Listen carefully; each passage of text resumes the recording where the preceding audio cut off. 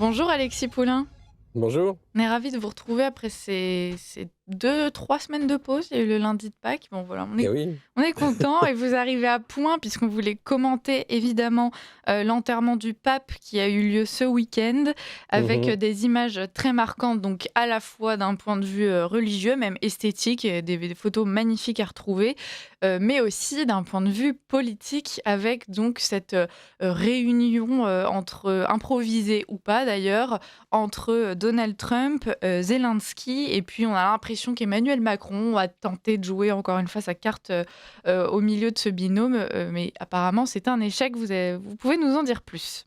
Oui, alors effectivement, l'événement, c'était, l'enterrement, hein, du pape, un événement mondial, où il y avait plusieurs leaders qui étaient, présents et comme vous l'avez dit, avec, une mise en scène, toujours, avec la pompe du Vatican et de belles images et puis comme d'habitude, Volodymyr Zelensky a imposé l'Ukraine dans ce qui s'est transformé en une sorte de réunion politique internationale alors que, ça n'avait rien à voir, hein. En l'occurrence, les différents responsables politiques rendaient hommage au pape, mais le président ukrainien a voulu encore une fois mettre l'Ukraine au cœur des caméras. Dès qu'il y a des caméras du monde entier, c'est toujours un peu ce que fait Volodymyr Zelensky et donc il a poussé, les différents responsables à des rencontres bilatérales, et ça a fait, de belles photos et un imbroglio comme vous l'avez dit puisque, on a tous vu cette photo de Donald Trump, avec Volodymyr Zelensky sur le marbre du Vatican, sur 2 chaises rouges où ils discutent, de la paix. Alors très rapidement, hein,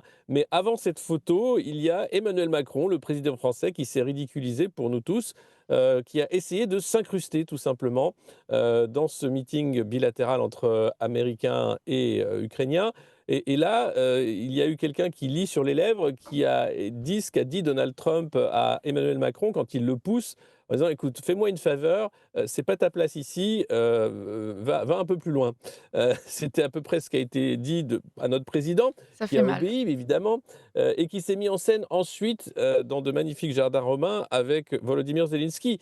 Keir Starmer également s'est mis en scène dans de magnifiques jardins romains avec Volodymyr Zelensky. Alors ça permet de voir, hein, que les pays européens ont de belles ambassades à Rome et puis, ça permet de faire de belles images, mais évidemment, rien n'a été annoncé, rien n'a avancé pour la paix en Ukraine, durant ces opérations de communication, hein, puisqu'il n'y a pas d'autre mot en réalité. Alors plutôt raté ou non, pour Emmanuel Macron, il a essayé de se rattraper avec une photo où ils étaient 4, où on le voit agripper Zelensky, avec Trump, et Keir Starmer.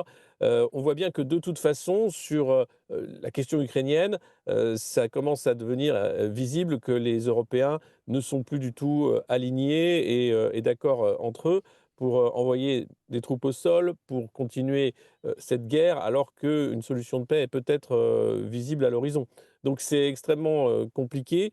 Volodymyr Zelensky continue de dire qu'il y a des troupes ukrainiennes qui opèrent dans la région de Koursk, ce qui a été, contredit par, les Russes, actuellement, et toujours bien sûr, des frappes qu'on a vues, ces dernières semaines, hein, qui ont tué de nombreux civils en Ukraine. Mmh. Donc on a l'impression que, il y a d'un côté la communication et de l'autre côté, une réalité du terrain bien plus terrible pour l'Ukraine Et assez flou apparemment, et puisqu'effectivement très les flou, discours, absolument. sont souvent contradictoires.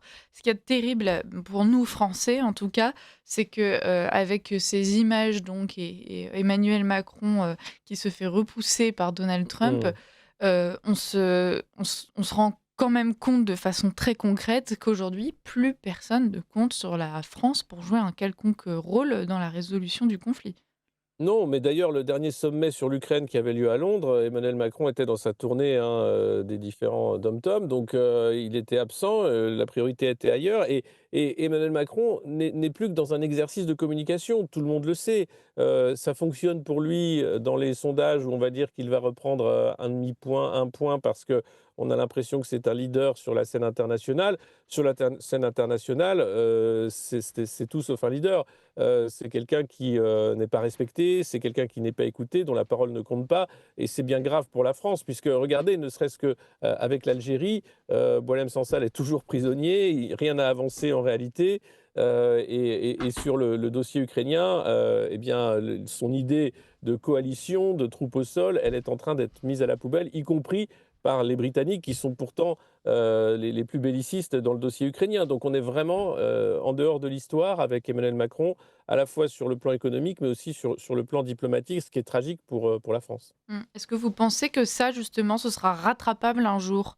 Ou est-ce que la France est en train de s'inscrire définitivement dans l'imaginaire collectif comme étant, le pays qui, de toute façon, doit être hors jeu parce que, Parce que proposition son parce irresponsable, que son manque de leader est moyens? ridicule. Non, alors écoutez, Emmanuel Macron ne représente pas la France, Voilà, il représente un peu de Emmanuel positif Macron. pour finir, merci. Voilà et donc vous savez, regardez, Joe Biden était un président, sénile, l'Amérique était, en déclin. Je crois que Donald Trump, a été une réponse démocratique à cela et on voit bien qu'aujourd'hui, la façon dont les différents pays regardent les États-Unis est très différente qu'à l'époque de Joe Biden.